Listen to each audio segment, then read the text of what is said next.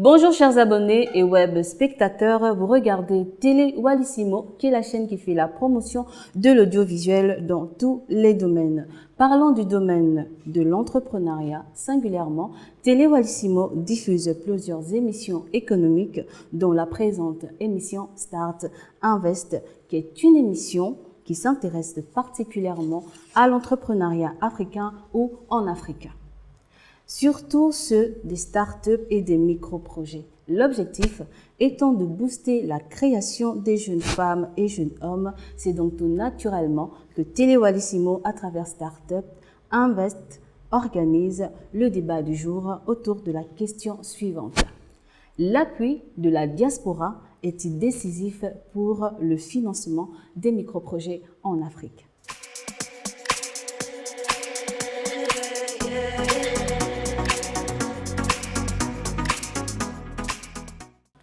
L'appui de la diaspora est-il décisif pour le financement des micro-projets en Afrique? Tel est le débat que nous engageons ce jour avec les invités que nous allons recevoir sur le plateau dans un moment. Ce thème est une question suscitée par l'organisation à Libreville le 5 au 10 mai 2021 du programme d'appui de la diaspora au financement des micro-projets. Ce programme est mis en place par le Bureau de promotion et de coordination des investissements de la diaspora en Afrique, en abréviation BPCIDA. Le représentant du BPCIDA nous en donnera des détails. Ce programme est soutenu par des Africains de la diaspora installés au Canada. Un membre de cette diaspora est attendu pour nous édifier sur les projets de cette communauté. Cette diaspora avait déjà, il y a quelques années, initié un projet semblable dans le pays frère qui est le Cameroun. Des représentants venus du Cameroun vont également nous partager cette première expérience de soutien des micro-projets dans ce pays. Aussi, afin de connaître les réalités de l'entrepreneuriat jeune au Gabon, nous recevons des jeunes femmes qui ont connu des expériences diverses. Bonjour, je suis Guigui Alé-Charlène, psychologue de profession et également entrepreneur social et commercial. Je suis porteuse de projets dans le domaine de la représentation commerciale. Bonjour, je suis Patrick Demanokana, je suis journaliste de formation et aujourd'hui engagé dans la promotion des projets associatifs et d'affaires en Afrique. Je suis également le promoteur du PGCI, qui est le programme d'appui à la promotion entrepreneuriale jeune et de la citoyenneté responsable. Je suis ici au Gabon parce que nous avons l'opportunité d'accompagner dans le lancement de ce programme d'appui de la diaspora au financement des micro-projets en Afrique. C'est une opportunité que nous voulons saisir parce que le PGCI a vocation justement d'accompagner de manière transversale des projets qui sont initiés, portés, implémentés en Afrique et soutenus par la diaspora. Bonjour, je suis Johanna Baird, juriste fiscaliste de formation et depuis 5 ans maintenant, je me suis lancée dans l'entrepreneuriat à travers de nombreux projets. J'ai participé à plusieurs opérations de financement et aujourd'hui, je saisis l'opportunité du programme d'appui de la diaspora pour présenter un projet qui, j'espère, sera retenu afin de permettre aux jeunes Gabonais de bénéficier de cette activité. Salut, bonjour. Je m'appelle Franklin Papet, leader communautaire dans la capitale fédérale canadienne. Je fais partie de cette diaspora qui pense fortement que l'Afrique peut se réaliser à travers nous. Je suis entrepreneur, enseignant et aussi je suis dans la santé. Pourquoi je suis ici aujourd'hui? Simplement parce que je pense fortement que nous pouvons travailler avec nos compatriotes et investir dans les micro-projets pour permettre d'avoir cette Afrique qui se réalise et qui rêve grand. Parce que l'avenir, c'est chez nous ici en Afrique. Alors, je suis déjà content d'être là et puis je pense qu'on va avoir une belle soirée. Merci. Bonjour, Sosten Gokila, diplomate de carrière, ancien ambassadeur du Gabon au Canada. Nous sommes ici dans le cadre du Bureau de promotion et de coordination de l'investissement de la diaspora en Afrique, un bureau, une initiative que nous avons mise en place au Canada avec les membres de la diaspora africaine et avec quelques ambassadeurs africains, dans l'objectif de pouvoir impacter la jeunesse africaine dans la création d'entreprises. Et c'est dans ce cadre que nous sommes ici au Gabon pour lancer la première édition de l'appui de la diaspora au financement des micro-projets en Afrique.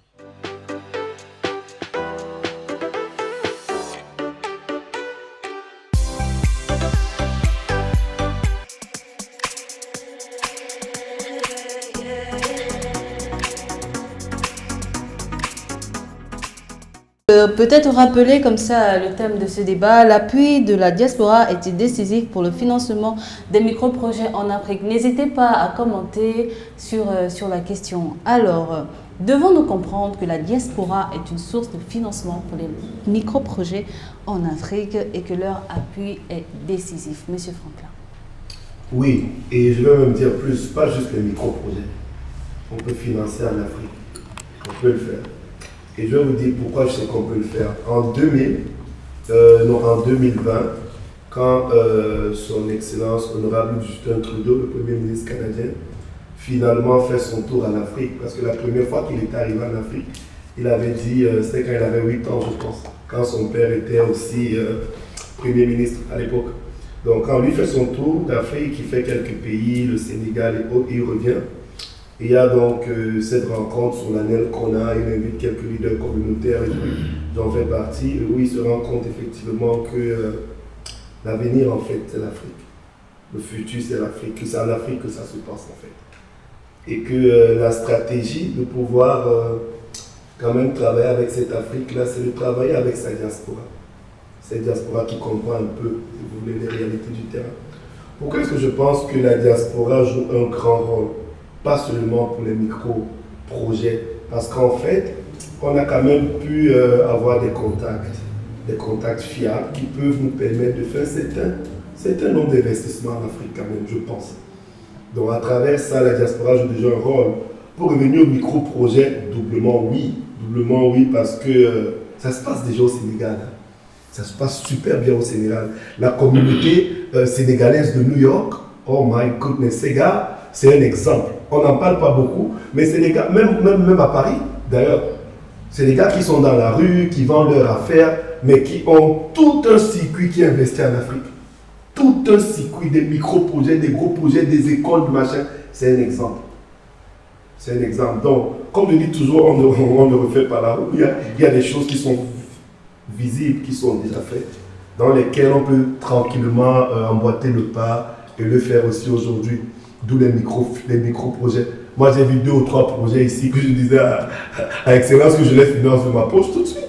Ça ne même pas $2000. C'est quoi $2000? Bon, je ne veux pas dire que c'est rien là, mais je dis simplement que c'est plus une histoire de volonté. C'est plus une histoire de volonté et ce qu'on appelle en anglais insurance. Parce qu'en fait, ce n'est pas tous les représentants diplomatiques qui vont être comme Excellence, qui vont vous dire revenez en Afrique, machin, on va travailler ensemble. Non, la diaspora aussi a peur. Ce n'est pas toujours rose quand on revient. Je peux vous dire, ce n'est pas toujours. Nombreux sont venus avec des projets grands, petits, machin, et on s'est cassé la gueule. On s'est sérieusement cassé la gueule et j'en connais. Donc ce n'est pas toujours évident. Donc nous, on a une autre approche. On vient, on va faire nos micro-projets, on va investir d'abord un peu d'argent. Si ça marche, c'est bon, on aura changé de vie. Si on se casse la gueule, au moins, c'est pas beaucoup à faire. Monsieur Patrick? Oui, vraiment, cette question me permet justement de parler des choses très concrètes. Très concrètes. Je crois que la question que vous posez, est-ce que l'appui de la diaspora, est-ce que l'appui est décisif? Oui, je crois que oui.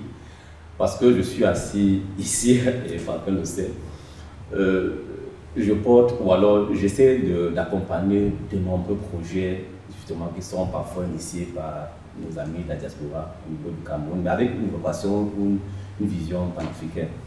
Je ne vais pas le mettre dans les cités, mais je peux quand même dire, il a cité P2A par exemple, qui est un projet de financement de projets en Afrique, le Pan-African Associates, qui a été créé au Canada, c'est basé au Canada, avec la mission justement de financer des projets en Afrique. C'est sûr qu'on trouvera certainement des passerelles pour travailler avec le bureau et avec son excellence. Donc, il y a également des projets dans la santé, ILSER, BENS, qui est un projet également qui est porté ou alors qui a été pensé au niveau de la diaspora parce que eux là-bas, étant là-bas, ils ont senti qu'il y avait des besoins au niveau du Cameroun, de l'Afrique. Ils ont dit mais pourquoi ne pas créer ce projet-là pour essayer d'apporter des solutions qui vont être effectivement des solutions qui tiennent compte de notre environnement. Parce que c'est des soins à domicile. Voilà. Il y a par exemple un projet que nous appelons ASSO, c'est un projet de e-commerce.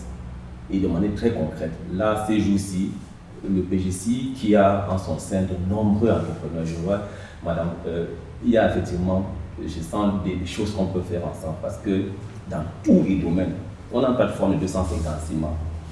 Ils sont très actifs, les jeunes. Il y a énormément de choses à faire. Donc, on disait, nous avons trouvé à travers donc, ce partenaire ASSO, qui est une plateforme portée par l'entreprise Global Saving Market, qui est basée au Canada. On a trouvé donc partenaire pour que ces jeunes entrepreneurs-là aient une visibilité sur la plateforme pour vendre leurs produits made in Cameroun, made in Africa. Donc, l'incubateur naturellement, qui est également notre projet, va permettre que les jeunes que nous avons identifiés, qui sont des jeunes qui ont des belles choses à partager, passent par le canal de l'incubateur pour grandir, pour mener, pour voir. Donc, il y a beaucoup de projets pour dire que moi, personnellement, je peux dire que cette diaspora nous accompagne tous les jours. Cette diaspora entreprenante de la positive. Il y a donc ces projets-là. Et pour terminer, même ce PGC là, ce programme-ci, on l'a pensé, c'est vrai, mais s'il a commencé à grandir, c'est parce qu'on a eu ce soutien de nos amis de la diaspora. Nos amis qui ont compris qu'ils avaient également quelque chose à apporter pour que l'entrepreneuriat en Afrique permette de développer le continent. Donc, c'est ça ma vision. Madame Guigui. Ok, la diaspora, d'accord. Et pour moi, une source vraiment inépuisable dans la mesure où ils apportent à leur pays respectif, sinon ils apportent aux communautés ce dont ils ont besoin pour pouvoir se développer, pour pouvoir éclore. Et avec l'expérience qu'ils ont eue de l'extérieur, je crois pour ma part que ce sera vraiment très enrichissant dans le fait de donner justement aux jeunes qui sont restés au pays, de leur montrer les techniques, de leur essayer de les orienter afin de mieux suivre la voie. Donc la diaspora est vraiment d'un élément très décisif dans la mesure où si les pouvoirs étatiques n'ont pas réussi, on essaye avec la diaspora. Donc c'est une seconde voie de sortie par rapport aux problématiques de l'entrepreneuriat dont il est question. Madame Baird, pensez-vous que la diaspora est décisive? Tout se joue maintenant. Si l'Afrique manque le coche maintenant, on ne va jamais s'en sortir. Alors pourquoi ne pas prendre ce qui se passe à l'extérieur, ce qu'ils vivent là-bas, les expériences qu'ils ont acquises là-bas, les possibilités qu'ils ont pour pouvoir faire croître notre Afrique. Donc pour moi, c'est plus que décisif, c'est vital. Il est temps que ceux qui sont partis, que nous qui avons l'habitude d'aller, nous puissions rapporter au mieux. Il n'est pas interdit de copier. Tant que c'est bon, copions. Si tu as vu que le lavage ne peut plus se faire sur la terre battue et que tu dois mettre du ciment parce qu'au Canada on lave sur le ciment, mets le ciment. À coup sûr, il y a quelqu'un qui a visité le Canada qui dira que mais ce lavage ressemble à un lavage comme au Canada. J'irai là-bas. Donc à un moment donné, il est temps que les choses on se réapproprie ce que nos frères ont appris là-bas. Ce n'est pas forcément en termes d'argent. On a besoin de capacité, on a besoin d'expérience, on a besoin de leur contact. On a besoin, moi j'ai besoin par exemple qu'on me forme peut-être à utiliser ou dans la distribution alimentaire, comment se font les Walmart et autres. Pourquoi ça ne peut pas être créé par nous ici? On a besoin de ces expériences-là, en plus des financements, parce que c'est vrai que chez nous c'est un peu le macabre. Tout à l'heure, quand Madame Baird parlait, on a besoin. Le message est passé, je peux le garantir. On va finir avec ce. Oui, monsieur Patrick. Oui, effectivement, je veux racheter. Ce qu'elle dit, effectivement, c'est vraiment le moment. Parce que, justement, cette diaspora-là contribue énormément, je veux dire, sur le plan financier. Quand on voit seulement en termes de transfert d'argent, ce qui se fait donc, de l'étranger pour l'Afrique, c'est énorme. Je crois que certaines institutions ne donnent pas autant que la diaspora accumulée. Donc, elle a son mot à dire, la diaspora. Elle a son mot à dire aujourd'hui en termes d'élaboration, stratégie de développement. Tous, nous, gouvernements doivent les écouter. On ne peut les avoir peur de ces diasporas-là. Il faut les écouter parce qu'ils contribuent déjà, ils peuvent le faire davantage, ils sont sécurisés. Et puis je termine pour dire que oui, on est avec les producteurs tous les jours. C'est nos frères-là qui sont de côté là, connaissent les besoins là-bas. Et ils peuvent également nous aider donc à créer ces connexions pour que nos produits, made in Africa par exemple, puissent monter. Et de plus en plus les Africains en communauté là-bas sentent le besoin de consommer local. Donc il faut créer cette passerelle-là pour que de plus en plus là-bas également, nous créons des niches et un marché pour permettre donc que l'Afrique également génère l'argent là-bas ou ici. Donc je pense que c'est important qu'on les ait avec nous et surtout comme dans les projets, qu'on les ait là, dans les espoirs là, au cœur même des projets qu'on initie ici. Alors, je te rappeler, n'oubliez pas de partager, de liker et de commenter le débat. Nous allons finir avec M. Sostène Gokila. Alors, la diaspora a été décisive. Je veux d'abord repartir de ce qu'il a dit. Quand j'ai envie d'acheter, moi j'aime beaucoup manger le mkoumou. Donc quand je vais acheter le mkoumou, je vais acheter ça chez un Pakistanais, au Canada. Donc c'est pour dire que si cette collection est faite avec... Y a-t-il pas des Gabonais là-bas pour par exemple? Peut-être qu'ils ne sont pas commerçants de mkoumou. Ils ne sont même pas commerçants du tout. Voilà. Donc c'est de créer aussi, dans la diaspora aussi, il faut vraiment faire marcher cette mentalité qui est celle de devenir véritablement des créateurs, parce que de passer de fêtard à créateur. Parce que quand vous allez faire ça, je pourrais manger quand je vais au Canada mon koumou tranquillement chez un vendeur africain. Donc j'ai fait cette transition pour justement aboutir à ceci, que effectivement la diaspora est décisive et pas seulement dans le financement des micro-projets. Tout à l'heure, Franklin a fait allusion par exemple à la diaspora sénégalaise. Je ne sais pas si vous êtes familier au pays frère qui est le Maroc, si vous êtes déjà arrivé à l'aéroport de Casablanca, et si vous avez fait attention à quelque chose qui est écrit, c'est MRE. Ça veut dire Marocains résidant à l'extérieur. Ils ont leur couloir quand ils arrivent au Maroc, parce que le Maroc a compris que la diaspora est importante et qu'elle finance d'ailleurs le développement du pays. Et donc le Maroc a donné des avantages à sa diaspora à l'extérieur. Vous arrivez comme monsieur tout le monde, vous avez le couloir de tout le monde. Moi, heureusement, de temps à autre, je sais pas si j'ai le couloir des diplomates, mais ils ont leur couloir à eux, MRE. Et ce n'est même pas un secret, il y a eu des périodes, parce que j'ai exercé au Maroc en tant que conseiller d'ambassade, il y a des périodes où même les hauts responsables du royaume chérifien allaient vers Tanger, qui est le port par lequel il y a beaucoup de Marocains résidant à l'étranger qui rentrent par bateau, pour un peu, j'allais dire, les célébrer. Pourquoi ? Mais parce qu'ils ont compris que c'est une force économique. Et si tous nos pays arrivaient à comprendre que la diaspora est une force économique qui va contribuer, on va leur donner des avantages. Quand je suis arrivé au Canada, il y a des Gabonais qui se plaignaient en disant que non, Excellence, vous nous parlez d'aller investir au pays, mais quand on va investir, on essaie d'investir au pays, on nous fait ça, on nous fait ceci, etc. On ne sait pas, on va perdre nos projets. Et pourquoi cette diaspora est décisive, et ça va aussi aider Franklin et tous les autres membres de la diaspora qui écoutent, c'est parce que, vous avez la nationalité de ce pays-là. Donc, vous avez la nationalité de ce pays-là.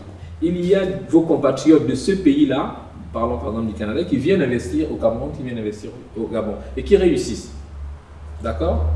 Et ils sont protégés en tant qu'investisseurs canadiens. Oui. Donc ça signifie que vous avez la nationalité, vous allez être protégé en tant qu'investisseur canadien, de venir investir en Afrique. Vous venez avec cette casquette-là. Ça veut dire que vous allez avoir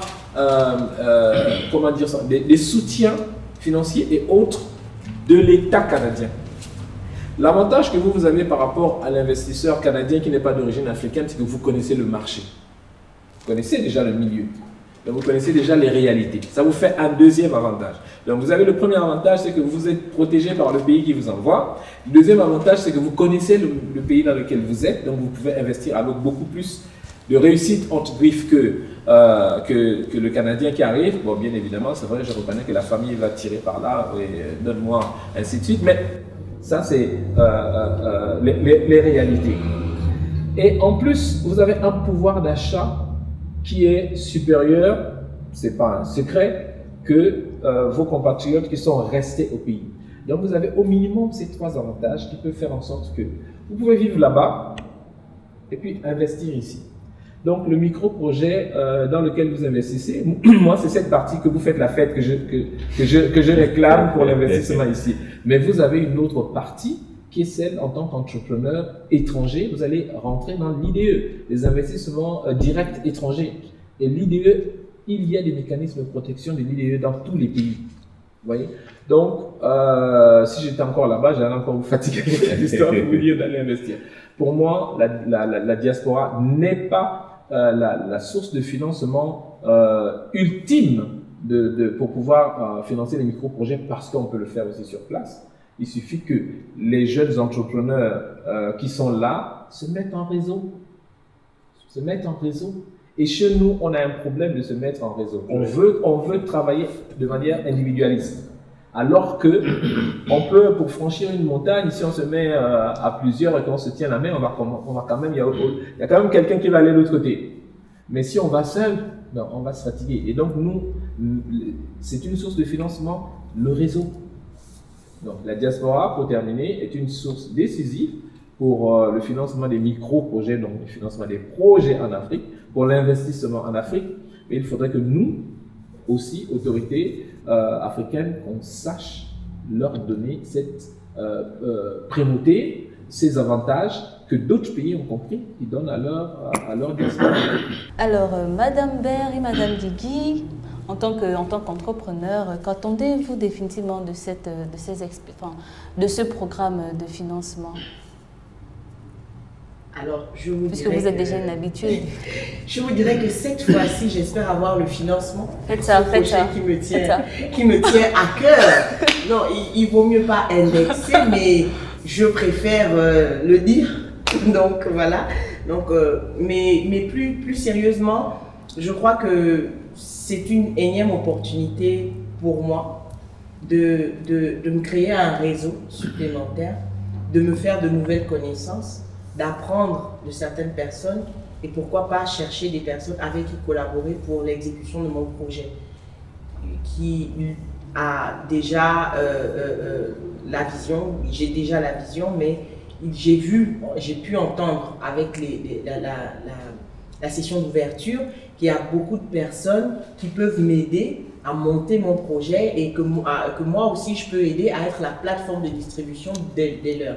Donc c'est l'occasion pour moi comme disait son Excellence, de pouvoir mettre en place une chaîne de solidarité aussi entrepreneuriale qui nous permettra à tous ici, promoteurs de projet, de vivre notre rêve et donc de réaliser notre projet. D'accord. Madame Guigui?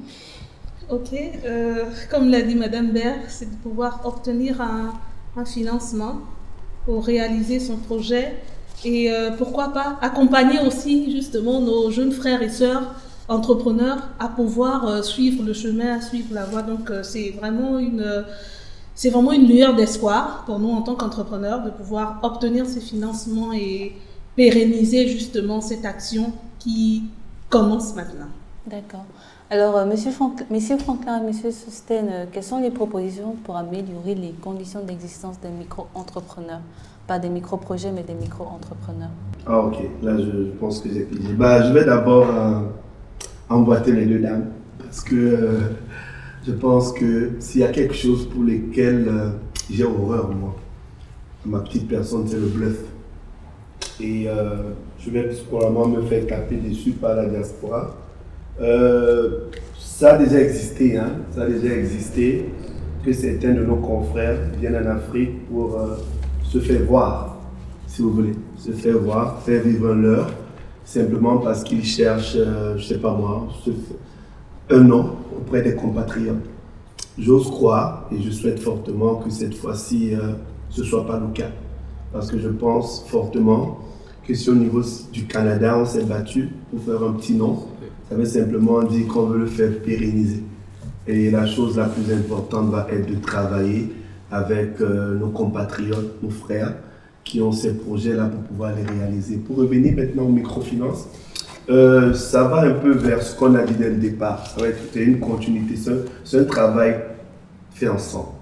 Ça veut simplement dire qu'on va travailler avec le cabinet pour assurer le suivi, le coaching, le mentorat, tout ce qu'on a cité ici, pour se rassurer en fait que le financement que nous allons mettre puisse produire quelque chose.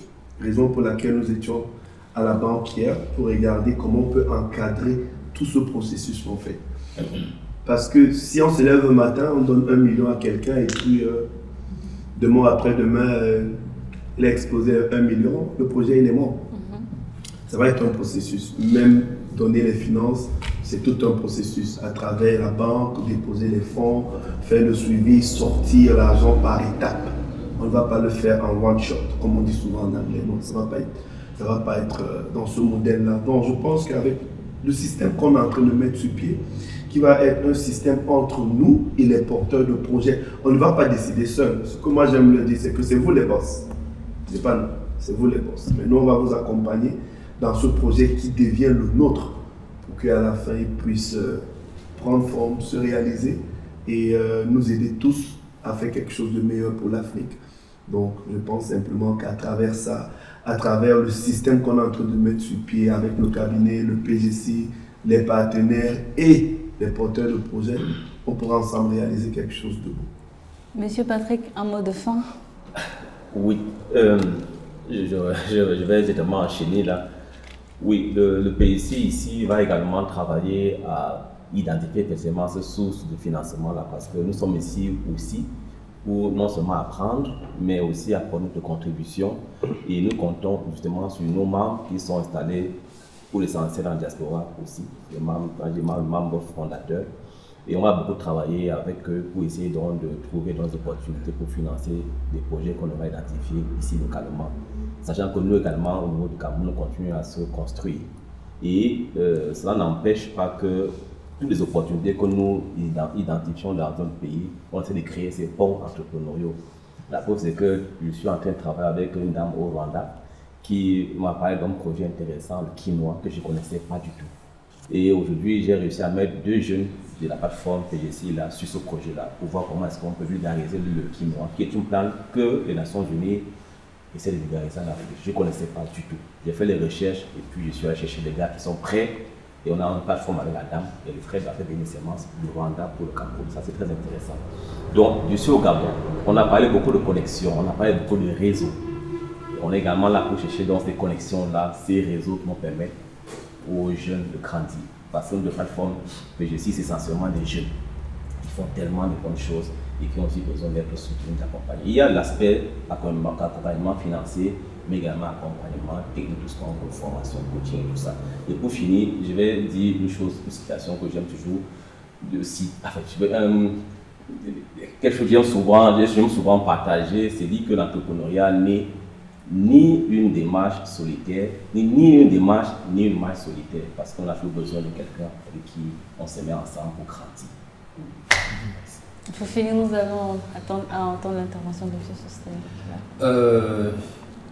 Bien, nous, je dirais que de manière personnelle, je ne peux qu'être heureux de ces échanges et notamment de ce projet dont l'objectif pour nous, ce qui signifie ce que nous attendons de ce projet, est de pouvoir impacter le développement de notre pays. Ça semble plus grand, ça semble plus haut, mais les gens ne savent pas que le développement d'un pays, ce ne sont pas les grandes industries qu'ils font. C'est la PME, c'est la petite et moyenne entreprise qui développe un pays. Ce n'est pas les grandes industries qui développent véritablement un pays, parce que la plupart des grandes industries sont généralement des sociétés étrangères, donc qui viennent, qui font leur travail, qui nous laissent une quote-part et qui s'en vont, ou qui amènent le maximum de leurs revenus vers leur capital, comme on dit. Mais la PME, c'est elle qui va vous faire la petite route dans le quartier, donc il va améliorer votre vie, donc il va apporter le développement parce que vous n'allez plus patauger dans la boue, vous allez faire passer votre bicyclette sur une route pavée. Ce n'est pas une grosse entreprise multinationale qui va venir vous faire ce pavé-là.